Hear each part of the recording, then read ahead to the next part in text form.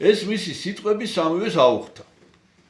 და როცა ეგონათ არსიდან არის ხსნა, ძილში კონსტანტინეს გზაზე დაუხდა და სიკვდილისაგან ის ხალხიც დაიხსნა. შემდეგ გადასახადი დაადეს მირონს და ხალხი უკვე წუხდა ძალიან. მიუჩვეველი ცხოვრებას, წირულს და სასწაულიც მაშინვე მოხდა. ხარკმა ნიკოლოს გული დასწყვიტა და დროც რომ აღარ გადაეწია, ქალაქს უშველოს მან გადაწყვიტა და კონსტანტინეს სტუმრად ეწვია.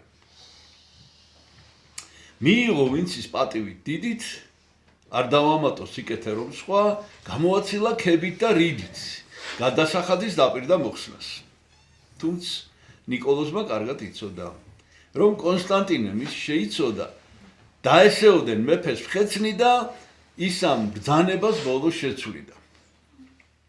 ეს სასწაულიც ამის ბრალია, რომ არც არავის არ დაუცადა, 9 დღის სავალი ერთ დღეს გალია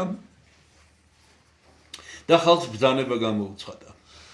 რადგან ამითი მან კონსტანტინეს სასწაულების ძალა აჩვენა, გადასახადიც ხალხს აპატიეს და ხალხს ქალაქი გადაარჩინა. დამოხდა დროში კონსტანტინესი შედგა ნიკეას მსოფლიო კრება, ურთიერთობა, დიდი ტვინების და სული წმიდით აზრების კვება.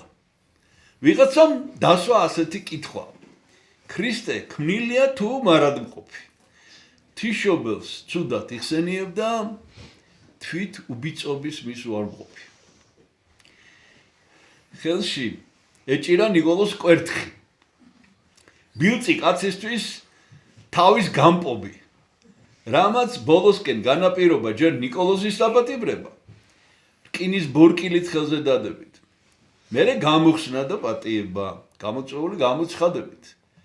გადაუწყვიტავს თურმე თიშობელს, რომ ნიკოლოსაც თავად ის მშობლობს.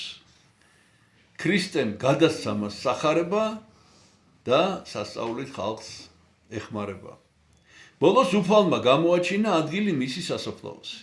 მირონში აღარ სურდა დარჩენა, იტალიაში გადაინაცვლა, გახდა ყველასთვის სანტა კლაუსი. და ის მომავალს დღესაც გვინათებს.